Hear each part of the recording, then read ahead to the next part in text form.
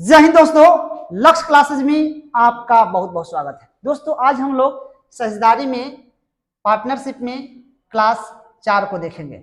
आज के पहला प्रश्न है, ए और बी एक साथ मिलकर 300 रुपया की पूंजी निवेश करके एक व्यापार करते हैं। 4 महीने बाद उसी व्यापार में सी भी शामिल हो जाता है। यदि वर्ष के अंत में प्रत्येक को 1/3 भाग लाभांश प्राप्त होता हो तो सी को कितनी पूंजी उस व्यापार में निवेश करनी होगी। ध्यान दीजिए, ये दिया है ए प्लस बी की पूंजी दे दिया है। कितना दे दिया है? 300 रुपया। अब देखिए ये जो लाभांश है, लाभांश है आपका ए बी और सी का, इसका 1/3 है, इसका भी 1/3, इसका भी 1/3, यानी ये हम 2 हिस्सा कहेंगे और ये क्या कहेंगे? 1 हिस्सा। अब चलिए, अब कह रहा है कि यदि वर्ष के अंत में प्रत्येक को 1/3 भाग लाभांश प्राप्त हो तो सी की कितनी पूंजी उस व्यापार में निवेश करनी होगी। ध्यान रखेंगे, ए प्लस बी का ले लेंगे तो ये फॉर्मूला ही ना होता है हम लोग का, सी ए गुने T A upon C B गुने टी बी और पी ए बाई, है ना, पी बी होता है। ठीक है, इसी फॉर्मूला का हम लोग इस्तेमाल करेंगे। तो देखिए जो सी ए रखेंगे ए प्लस बी का, तो यहाँ कितना हो जाएगा? 300। और देखिए ये 12 महीना के लिए है और 4 महीने बाद यानी 8 महीना के लिए ये पूंजी सी एक्स लगाएगा। और कितने महीना के लिए? 8 महीने के लिए। अब लाभ समझिए कि ए प्लस बी की पूंजी है तो ए प्लस बी का लाभ तो 2 हिस्सा है और सी का क्या है? 1 हिस्सा है। अब इसको हम लोग क्या करेंगे? काट देंगे तो 4 3 12 हो जाएगा, 4 दूना 8 हो जाएगा। अब देखिए 2 से काटेंगे तो कितना हो जाएगा? 150। फिर ये 2 से काट देंगे तो 70 कितना हो जाएगा? 5। यानी x इजकल टू कितना हो जाएगा आपको? 75 गुने 3 यानी हो जाएगा 225 रुपया। यानी सी की पूंजी कितनी हो जाएगी? 225 रुपया आंसर हो जाएगा। चलिए आइए अगले प्रश्न को देखते हैं। प्रश्न नंबर 2 है, ए बी तथा सी एक संयुक्त व्यापार प्रारंभ करते हैं जिसमें एक का आधा भाग 1/3 समय के लिए लगाता है और बी पूंजी का 1/3 भाग 1/4 समय के लिए लगाता है और सी शेष पूंजी पूरे समय के लिए लगाता है। यदि कुल लाभ 1000 रुपया हो तो बी का लाभांश ज्ञात करें। ध्यान देंगे, पहले ए निकालने, एक की पूंजी कितनी है? 1/2 आधा भाग। फिर बी का निकाल लेंगे हम लोग, तो बी का है कितना भाग? 1/3 भाग। अब सी का निकालेंगे तो 1 में से इसको घटा देंगे, 1/2 प्लस 1/3, सी का निकल जाएगा। इसको हम लोग सॉल्यूशन यहाँ कर लेंगे तो आपका कितना हो जाएगा? यहाँ 1 हो जाएगा, यहाँ पहले इसको कर लेंगे हम लोग, तो यहाँ 3 हो जाएगा, यहाँ 2, यहाँ हो जाएगा 6, फिर यहाँ 1 और कितना हो जाएगा? 5/6। फिर इसको सॉल्यूशन कर लेंगे तो 6 - 5/6 यानी 1/6। यानी सी की पूंजी कितनी हो जाएगी? 1/6। ठीक है, अब अकॉर्डिंग टू प्रश्न में चलते हैं। ए पूंजी का आधा भाग 1/3 के समय के लिए, यहाँ ए ले लेंगे, बी ले लेंगे और सी। ए जो है पूंजी का आधा भाग कितना समय के लिए? 1/3 समय के लिए। ठीक है, बी पूंजी का 1/3, 1/3 कितने समय के लिए? तो 1/4 समय के लिए। और जो सी है, सी की पूंजी 1/6 है, पूरे समय के लिए लगाता है।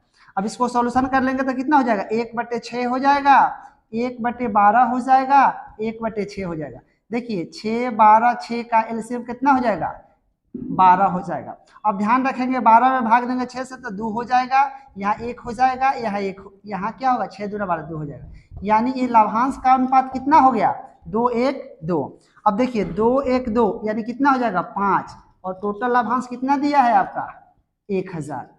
तो यानी 5 दूना 10, 1 इक्वल टू कितना हो जाएगा? 200। अब कह रहा है सी बी का लाभांश, तो बी का लाभांश, ठीक है, बी का लाभांश कितना है? 1 है, तो 1 गुने क्या करेंगे? 200, यानी कितना हो जाएगा? 200 रुपया हो जाएगा आपका आंसर। चलिए आइए अगले प्रश्न को देखते हैं। प्रश्न नंबर 3 है, ए और बी मिलकर एक व्यापार प्रारंभ किया।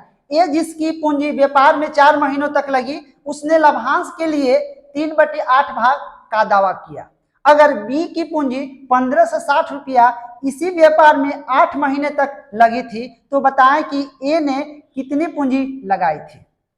चलिए ध्यान देंगे यहाँ पे, देखिए ए का लाभांश कितना दिया है, 3/8 दिया है, तो बी का टोटल हम 1 मान लेंगे, तो 1 में से घटा लेंगे तो कितना हो जाएगा, 5/8 हो जाएगा।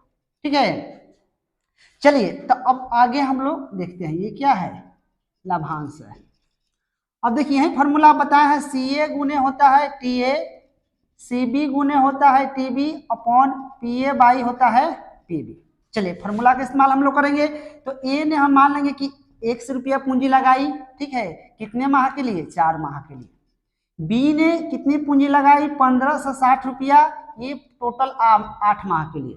इसका लाभ कितना हो जाएगा, इसका लाभ दिया है 3/8 और इसका लाभ 5/8, ये 8 से 8 कट गया, इस 4 दूना क्या हुआ, 8 हुआ। फिर यहाँ हम लोग सॉल्यूशन करेंगे तो x अपॉन क्या हो जाएगा, यहाँ 1560 गुने 2 हो जाएगा, यहाँ हो जाएगा 3/5 हो जाएगा। अब क्या करेंगे, 5 से काट सकते हैं हम लोग, पंक्तियां 15, 5 से कम 5, 5 दूना 10, ये 5 से कट जाएगा। अब यहाँ x बराबर हो जाएगा आपका 312 गुने 3 दूना 6। अब करेंगे तो कितना होगा, 6 दूना 12 हो जाएगा और 6 1 7 हो जाएगा, 36 18, यानी ए की पूंजी कितनी हो जाएगी, 1872 रुपया हो जाएगा, जो हम लोग का ये आंसर होगा, 1872 रुपया ए की पूंजी होगी। चलिए अगले प्रश्न को देखते हैं। प्रश्न नंबर 4 है, एक व्यापार में समान समय के लिए ए व बी तथा सी इस प्रकार पूंजी निवेशित करते हैं कि लाभांश में से यदि ए को 2 रुपया प्राप्त होता है तो बी को 3 रुपया प्राप्त होता है, तथा यदि बी को 5 रुपया प्राप्त होता है तो सी को 4 रुपया प्राप्त होता है। इस प्रकार कुल लाभांश में से बी को 3000 रुपया प्राप्त होता है, तो ए तथा सी के लाभांश का अंतर है। ध्यान रखेंगे, यहां दिया है ए दिया है बी दिया है, अगर ए को कितना मिल रहा है 2, तो बी को कितना मिल रहा है 3।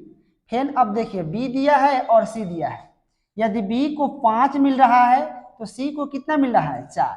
देखिए दोनों में क्या है, ये आपका बी कॉमन है, ठीक है। तो देखिए मिडिल टर्म को हम लोग क्या करते हैं, बराबर करते हैं, तो इसमें हम लोग गुना कर देंगे 3 से, इसमें गुना कर देंगे 5 से, तो 5 से इसमें गुना हो जाएगा, तो हम निकाल लेंगे ए अनुपात बी अनुपात सी, ठीक है। तो इसमें 5 से गुना करेंगे तो 5 दूना 10 हो जाएगा, ठीक है, और ये कितना हो जाएगा, पंक्तियां 15 हो जाएगा, और 3 से इसमें गुना कर देंगे तो चरतियां 12 हो जाएगा, यानी ए अनुपात बी अनुपात सी आ जाएगा हम लोग को 10 12 10 15 और 12। अब सवाल में कह रहा है कि बी को 3000 रुपया प्राप्त होता है, यह ना मेरा बी है, यानी दिया है कि 15 इजकल टू कितना दिया है 3000 रुपया, 1 इजकल टू कितना हो जाएगा 200 हो जाएगा। अब कह रहा है कि ए तथा सी के लाभांश में अंतर, तो अब ए और सी का अंतर कर लेंगे, है ना, ए और सी में क्या करेंगे, अंतर कर लेंगे, तो 10 है 12 है, तो ये हम क्या करेंगे 12 माइनस 10। देखिए अंतर के मतलब कि सी में से ए कर लीजिए, इसका मतलब होता है चाहे ए में से सी कर लीजिए, जो बड़ा है उसमें से कर लेते हैं, इसको ऐसे भी लिख सकते हैं 10 12, यानी अंतर कितना आया 2, यानी हम लोग का अंतर आया 2। तो एक इजकल टू कितना है 200 है, तो 2 इजकल टू हम लोग निकाल लेंगे, तो 200 गुने 2 दूनी का कितना हो जाएगा 400 रुपया, यानी ये हो जाएगा हम लोग का आंसर, यानी ए तथा सी के लाभांश का अंतर 400 रुपया होगा।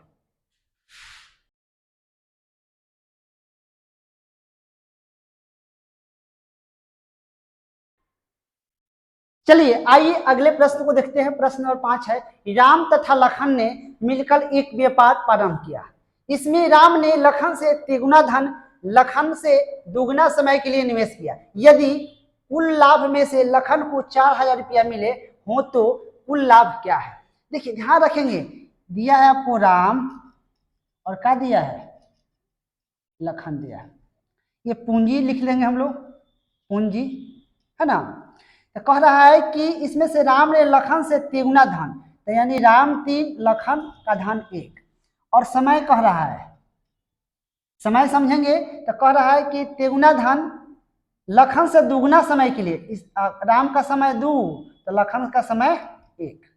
अब देखिए अभी हम लोग लाभ ज्ञात कर लेंगे, तो 3 दूना 6 हो जाएगा 1 हो जाएगा, है ना, यानी लाभ का 6:1 हो जाएगा। अब कह रहा है कि लाभ में से लखन को, यानी 1 = कितना दिया है, 4000 दिया है। ठीक है, तो कुल लाभ निकालना हम लोग को, कुल लाभ कितना है, 617 है ना। तो 1 = 4000 है, तो कुल लाभ निकाल लेंगे 7 × 4 4000, तो सचो क्या हो जाएगा, 28000 हो जाएगा। ये हम लोग को क्या हो जाएगा, आंसर हो जाएगा। दोस्तों अब मिलते हैं फिर अगले वीडियो में एक नए कंसेप्ट के साथ, एक नए प्रश्नों के संग्रह के साथ। तब तक के लिए दीजिए हमें विदा। जय हिंद, जय भारत।